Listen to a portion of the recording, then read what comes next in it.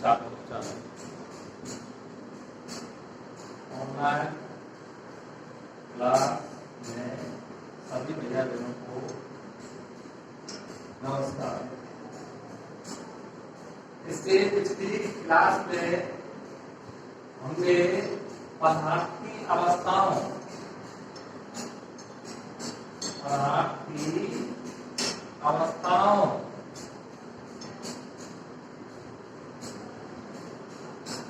के बारे में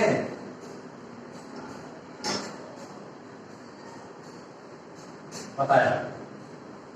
इससे पिछली क्लास में हमने पदार्थ की अवस्थाओं के बारे में बताया था, जिसमें बताया था पदार्थ की प्रमुख अवस्थाएं 3 होती हैं। पहली ठोस, दूसरी द्रव, तीसरी गैस। पदार्थ की प्रमुख रूप से 3। इसके अलावा हमने जो अवस्थाएं और बताई थी, अर्थात चौथी अवस्था प्लाज्मा, और जो 5वीं अवस्था है वो है BEC, यानी बॉस आइंस्टीन कंडेंसर। और पिछली क्लास में हमने इन दोनों का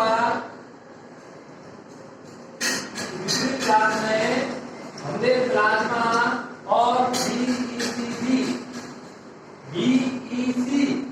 के बारे में बताया था। इसकी अर्थात बॉस आइंस्टीन कंडेंसर और उसका निर्माण भी बताया था।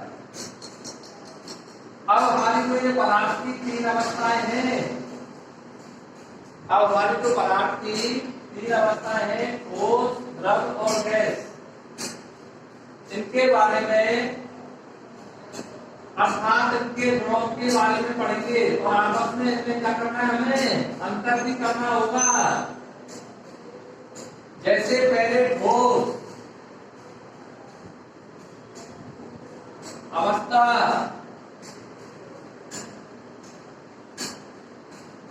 के गुण अर्थात विशेषताएं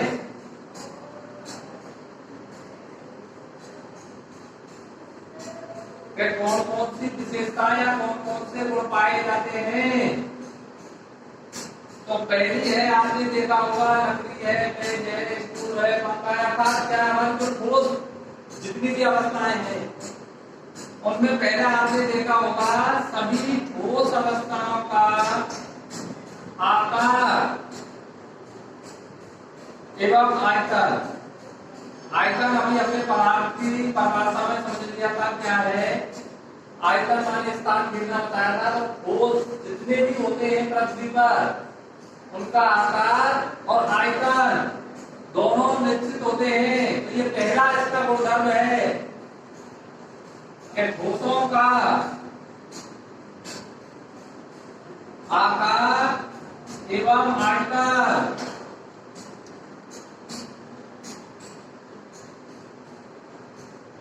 निश्चित होता है।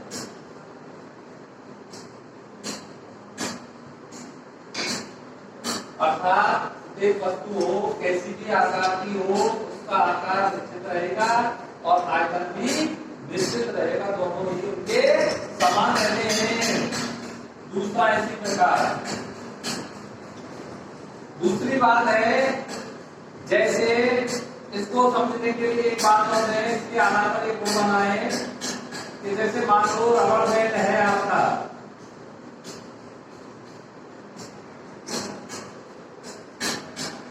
और रबड़ बैंड को जब हम खींचते हैं तो वो फूट जाता है, लेकिन वो पुनः अपनी अवस्था में आ जाता है।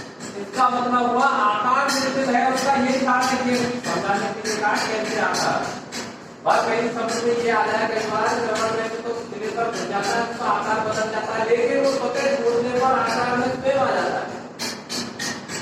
ये जरूर हो सकता है कि अर्थात जब इन पर ज्यादा बल लगाया जाए, ठोसों पर ज्यादा बल लगाया जाए तो वे टूट जरूर सकते हैं। आकार नहीं बदलता है। भाई हम ज्यादा जब रबड़ का ज्यादा ही उसको खींचा जाएगा बेंच को तो वो टूट जाएगा, लेकिन टूटने के बाद वो अपनी मूल अवस्था के आकार में आ जाता है। तो इसका अर्थ हुआ कि जब ये टूट जाते हैं तो इसका हुआ अर्थात आकार तो निश्चित हुआ, लेकिन अधिक बल लगाने पर ये टूट भी जाते हैं। इससे विशेषता भी लिख सकते हैं कि ठोसों पर अधिक बल लगाने पर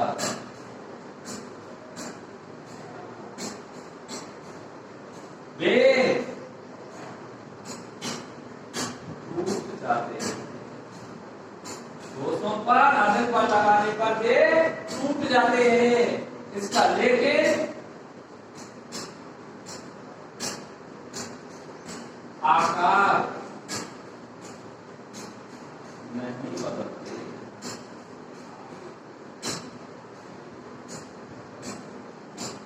इसी प्रकार जब आकार नहीं बदलते तो आपने देखा कैसे हुए में दृढ़ होते हैं। यह है दृढ़,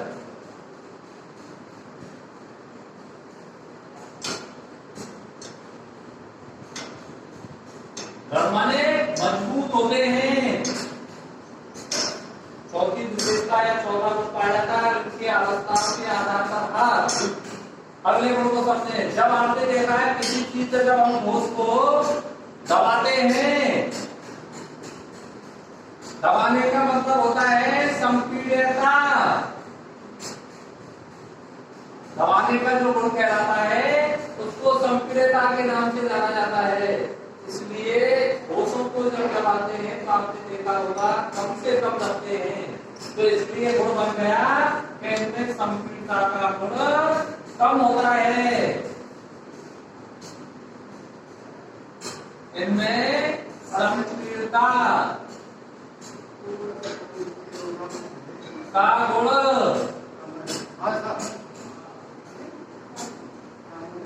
नगण्य होता है।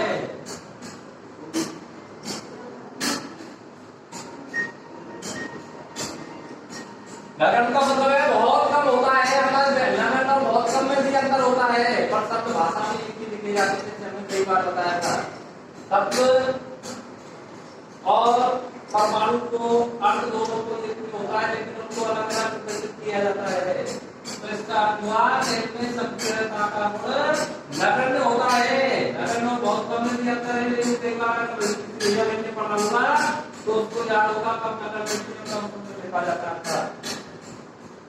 तो ठोसों का आकार अर्थात और एक शब्द आता है विसरण।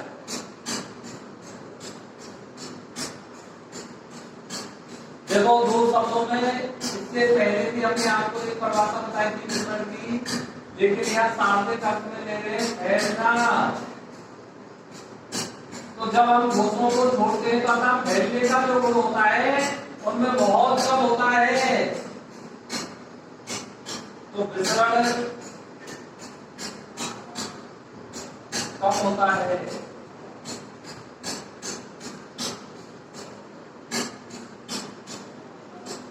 और घनत्व,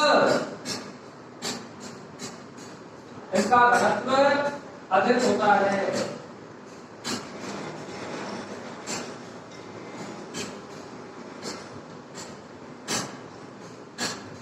घनत्व अधिक होता है। तो इसका अर्थ ये हुआ कि ठोस को पहचानने के गुण कहलाते हैं। तो उनकी विशेषता है कि पृथ्वी पर जितने भी ठोस है आकार और आयतन निश्चित रहेगा या निश्चित होता है।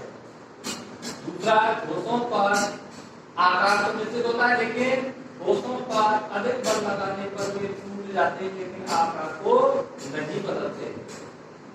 ये दृढ़ होते हैं, दृढ़ माने मजबूत होते हैं। इनमें संपीड़ितता अर्थात दबाने का गुण नगण्य होता है। और विसरण, विसरण माने फैलने का गुण बहुत कम होता है। घनत्व इससे पहले हम बता चुके हैं आपको घनत्व के बारे में। घनत्व क्या होता है? अर्थात इकाई आयतन में उपस्थित जो द्रव्यमान होता है वो ठोसों का सर्वाधिक मात्रा में पाया जाता है। तो ठोसों को पहचानने के लिए जो विशेषता है, तो हमने कहा था तीनों अवस्थाओं में आपको गुणों के आधार पर अंतर आते हैं। तो सभी बढ़िया बहनों को पढ़ते समय के गुणों को भी याद रखना है। अब इसी आधार पर दूसरे के गुण पढ़ के इनको लिखा नहीं जाएगा बार बार। यदि द्रव अवस्था में इनके गुणों के आधार पर, गैस अवस्था में इन्हीं गुणों के आधार पर।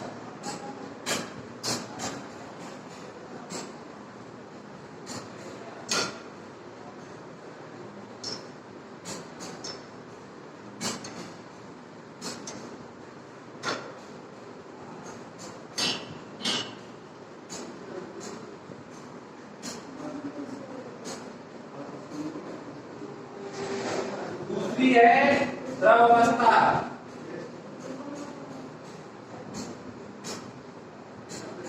अब देखो द्रव अवस्था में पहला गुण था ठोसों का आकार एवं आयतन निश्चित होते हैं, लेकिन सफैया बिल्कुल ने अगर देखा हो तो द्रव अवस्था का आकार कभी होता नहीं है। जैसे जल है,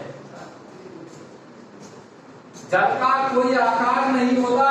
जिस बर्तन में उसको भर दिया जाता है का आकार लेकिन स्थान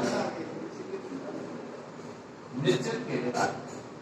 लेकिन स्थान क्या है? निश्चित घेरता है। तो अब इसका अगर हम विशेषता बनाए तो लिखने की आवश्यकता नहीं है।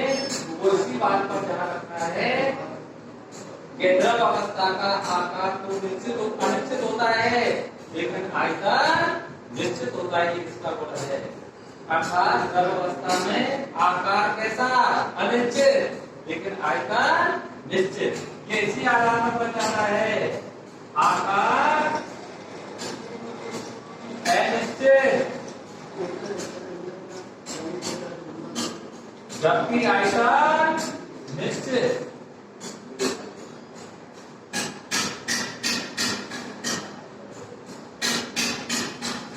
दूसरी बात, ठोसों पर अधिक बल लगाने पर वे टूट जाते हैं, लेकिन आकार नहीं बदलते।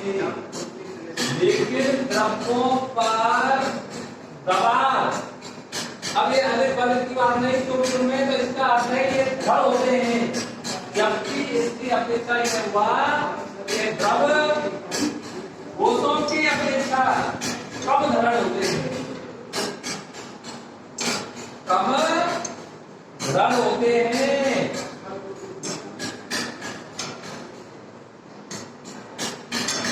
तीसरा, इनमें संपीड़ता का गुण नगण्य होता है।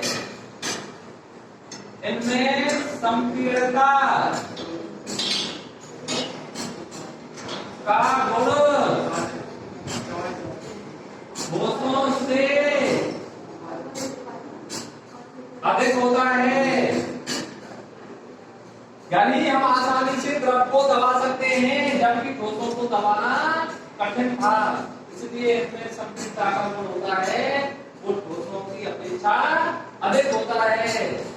अगला, इसमें विसरण कम होता है, इनमें विसरण अधिक होता है। विसरण की मात्रा अधिक होती है और घनत्व अधिक होता है। घनत्व कम होता है। अर्थात इस आधार पर ठोस अवस्था के गुण और द्रव अवस्था के गुणों में विशेषता में आसानी से अंतर किया जा सकता है। इसी प्रकार है जो हमारी तीसरी अवस्था है, इसी के आधार पर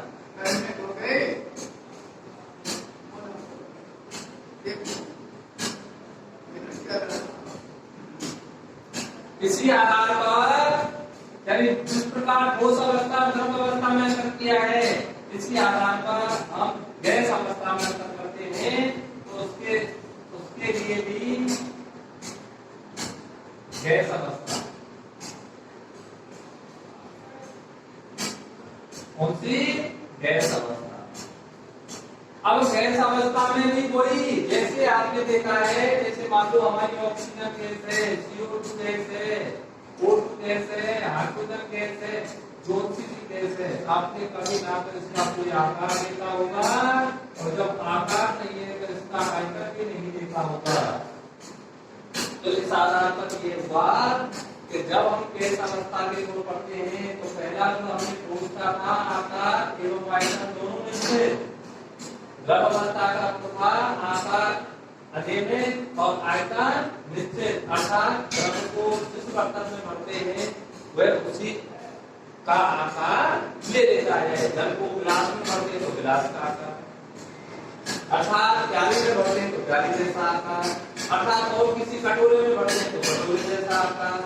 तो इसी प्रकार गैस अवस्था में क्या हुआ, आकार और आयतन दोनों ही अनिश्चित, आकार और आयतन दोनों ही अनिश्चित होते हैं।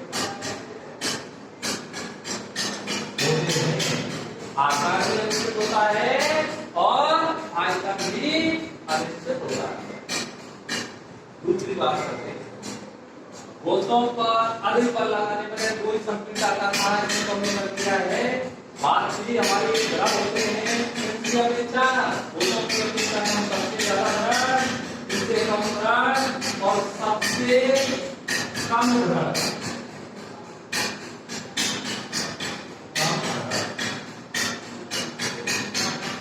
अब एक बात करते हैं, यहाँ पर अगर गोल का एक और निकालना चाहते हैं तो इसका मतलब हुआ कि गोशों में कणों के मत आकर्षण बल अधिक होता है। अगर हम इसका निकालना चाहें तो गोशों में कणों के मत आकर्षण बल अधिक होता है, जबकि द्रव्यों में गोशों की अपेक्षा कम होता है और इनमें आकर्षण बल कम होता है। आकर्षण बल कम, आकर्षण बल सबसे कम, अर्थात कण सबसे पूछे किसके होते हैं, गैस अवस्था के कण सबसे दूर दूर होते हैं, जबकि ठोस अवस्था के कण होते हैं जो सबसे पास पास होते हैं।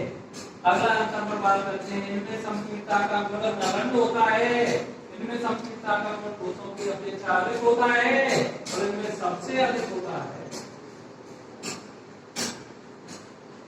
सबसे अधिक होता है। ऐसा नहीं, लेकिन ये नहीं कि इनमें संकीर्णता का गुण सबसे अधिक होता है, दबाने का गुण सबसे ज्यादा होता है, विसरण सबसे अधिक होता है।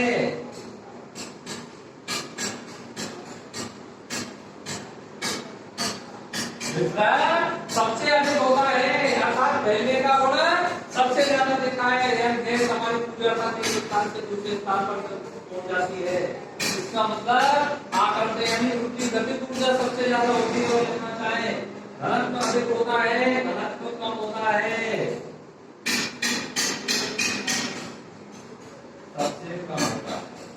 अर्थात गैसों के कणों में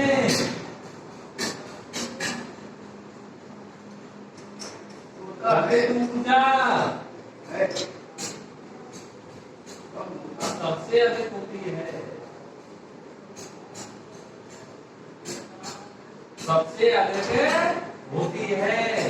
तो इस आधार पर आपने देखा कि हम सरलता से, जैसे आपने देखा होगा गैसों को जब गैस सिलेंडर में भराया जाता है तो अधिक दाब के कारण को द्रव अवस्था में भी बदल दिया जा सकता है। तो इसका मतलब ये हुआ। और एक बार द्रव में ठोस भी घुल जाते हैं और गैस भी घुल जाती है। जैसे द्रव में, जल में शक्कर भी घुलती है और द्रव में O2 भी घुलती है, अर्थात जल में। तो इसका मतलब हुआ कि ठोस जल में भी विलय होते हैं और गैस भी जल में विलय होती है। तो इस आधार से हमारी पदार्थ की अवस्थाएं थी ठोस, द्रव, गैस। पांच ही दो के बारे में आपको पहली बार बताया गया है। तीन के बारे में जब अंतर पूछे जाते हैं तो रटने की आवश्यकता नहीं है, एक से याद होने पर इन दोनों अवस्था भी आसानी से याद किए जा सकते हैं। ठीक है, तो इस प्रकार इनको आपको अंतर